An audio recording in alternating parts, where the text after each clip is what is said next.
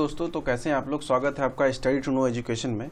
आज हम लोग पॉलिटी का एक टॉपिक लेंगे अटॉर्नी जनरल के बारे में, जिसमें हम लोग अटॉर्नी जनरल के बारे में पढ़ेंगे कि अटॉर्नी जनरल का वर्क क्या है अपने इंडियन कॉन्स्टिट्यूशन में।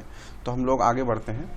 तो अटॉर्नी जनरल का सबसे पहले बात किया जाए, इसको हम लोग हिंदी में कहते हैं महान्यायवादी, जो कि आर्टिकल 76 के अंतर्गत आता है। ठीक है, और इसको हम लोग first law officer of central government भी कहते हैं। और अगर इसका अपॉइंटमेंट का बात किया जाए तो इनके अपॉइंटमेंट में इनको अपॉइंटमेंट कौन करता है, वो आपका अपॉइंट करते हैं, प्रेसिडेंट करते हैं। और इनका रिमूवल भी प्रेसिडेंट के द्वारा ही होता है। और इसका रेजिग्नेशन अगर बात किया जाए तो वो प्रेसिडेंट लेते हैं, और ओथ भी इनको प्रेसिडेंट ही दिलवाते हैं। मतलब ये सारा काम जो है सारा प्रेसिडेंट के थ्रू होता है, appointment, removal, resign and oath. ठीक है, और इनके टेन्योर का बात किया जाए तो इनके टेन्योर में कोई फिक्स्ड नहीं है। मतलब हो सकता है ये कुछ ईयर में ही रिमूव हो जाए, या हो सकता है कि कुछ ज़्यादा लंबे समय तक चले। वो डिपेंड करता है प्रेसिडेंट पे, वो कि कब इनको रिमूव करते हैं। ठीक है, अब हम लोग थोड़ा सा बात कर लेते हैं इनके पावर के बारे में। पावर क्या है कि ये इनके पास ये क्या है, एक तरह का ये सेंट्रल गवर्नमेंट के वकील होते हैं, अटॉर्नी जनरल सेंट्रल गवर्नमेंट के। ठीक है, तो इनके पास पावर होता है कि राइट टू ऑर्डिनेंस, सुनवाई करने का अधिकार होता है इंडिया के किसी भी कोर्ट में। ठीक है, किसी भी कोर्ट में ये सुनवाई कर सकते हैं, इनके पास ये पावर है। और इसके अलावा एक और क्या पावर है, इनके पावर के अलावा अगर कोई एक और पावर का बात करें तो इनके पास पावर क्या है कि ये अपना प्राइवेट केस भी लड़ सकते हैं। वो प्राइवेट केस वैसा ही केस होना चाहिए जो, अगर वो केस जो इंडिया के अगेंस्ट ना हो तो वो ये केस लड़ सकते हैं। प्राइवेट केस भी इनको लड़ने का अधिकार है। तो पावर में क्या बताए, ये किसी भी कोर्ट में जाके सुनवाई कर सकते हैं, और इनके पास प्राइवेट केस भी लड़ने का अधिकार है, बट वो इंडिया के अगेंस्ट नहीं होना चाहिए। ठीक है, अब इसमें देखिए प्रोविजन में है आपका लोकसभा और राज्यसभा में इनका क्या प्रोविजन होता है। तो सबसे पहले देखिए क्या है, लोकसभा राज्यसभा दोनों को हम कंबाइंड लेकर बात करेंगे, फिर उसके बाद हम लोग क्वालिफिकेशन पे आएंगे तो ये कंप्लीट हो जाएगा। तो लोकसभा एंड राज्यसभा में इनका क्या प्रोविजन है वो बता देते हैं। ये क्या करते हैं, किसी भी हाउस में बैठ सकते हैं, किसी भी हाउस में बैठने के बाद उसमें अगर एडवाइस का ज़रूरत हो तो वो एडवाइस भी कर सकते हैं।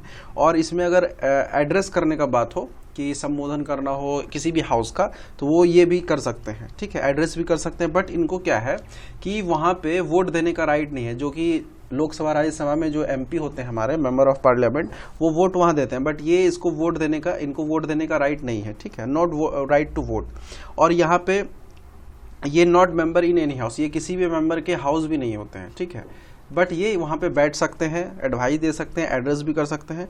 और ये पार्लियामेंट्री प्रोसीडिंग वगैरह जो होता है, जो कमेटी वगैरह होती है पार्लियामेंट में, हम लोग पार्लियामेंट्री प्रोसीडिंग का एक सेपरेट लेक्चर लाएंगे, जल्द ही आएगा।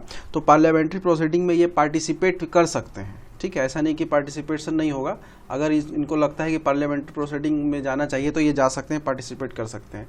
तो ये सब आपका लोकसभा राज्यसभा का एक प्रोविज़न था जो कि अटॉर्नी जनरल को दिया गया अधिकार। अब इनके क्वालिफिकेशन का अगर हम लोग बात करें तो क्वालिफिकेशन में देखिए सबसे पहले ये सिटीजन ऑफ इंडिया होना चाहिए, और ये किसी भी मस्ट बी एलिजिबल टू जज of supreme court but not necessary to be ए जज ऑफ सुप्रीम कोर्ट। यानी कि कहने का मतलब क्या है कि ये सुप्रीम कोर्ट के जज बनने का क्वालिफिकेशन रखता हो, बट वहाँ के जज ना हो, इसका कोई ये नहीं है।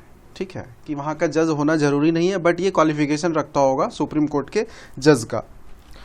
ठीक है, तो हम लोग यहाँ पे क्वालिफिकेशन हो गया, सिटीजन ऑफ इंडिया होना चाहिए। और ये जो क्वालिफिकेशन होता है सुप्रीम कोर्ट के जज का, वो जो जज का क्वालिफिकेशन ये रखता हो। ठीक है, तो ये हम लोग कहेंगे अटॉर्नी जनरल का क्वालिफिकेशन है। अब हम लोग थोड़ा सा एक और वर्ड आपको सामने में आ जाता होगा, अटॉर्नी जनरल के अलावा एक होता है सॉलिसिटर जनरल। तो सॉलिसिटर जनरल क्या होता है और एडिशनल सॉलिसिटर जनरल क्या होता है। तो देखिए क्या होता है, अटॉर्नी जनरल क्या करते हैं, अपने काम को थोड़ा सा इजी बनाने के लिए एक टीम बनाते हैं, जिसमें हम लोग कहते हैं टीम ऑफ अटॉर्नी जनरल। तो उसी टीम में क्या होता है कि एक सॉलिसिटर जनरल होता है जो कि अटॉर्नी जनरल का हेल्प करता है। सॉलिसिटर जनरल होता है अटॉर्नी जनरल का हेल्प करता है। और इसको हम लोग जो सॉलिसिटर जनरल, ये कॉन्स्टिट्यूशनल पोस्ट नहीं है, बट यहाँ अटॉर्नी जनरल का बात करें तो ये कॉन्स्टिट्यूशनल पोस्ट है, आपका कॉन्स्टिट्यूशनल पोस्ट है, but solicitor general constitutional post नहीं है।